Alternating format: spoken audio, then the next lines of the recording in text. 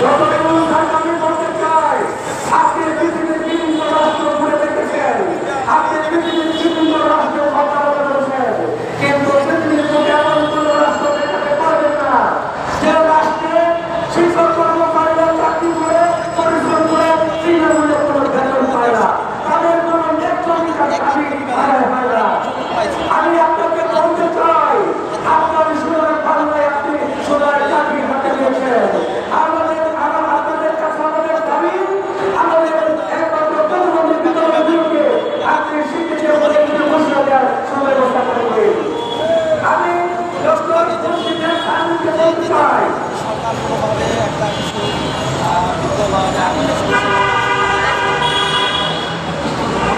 আমি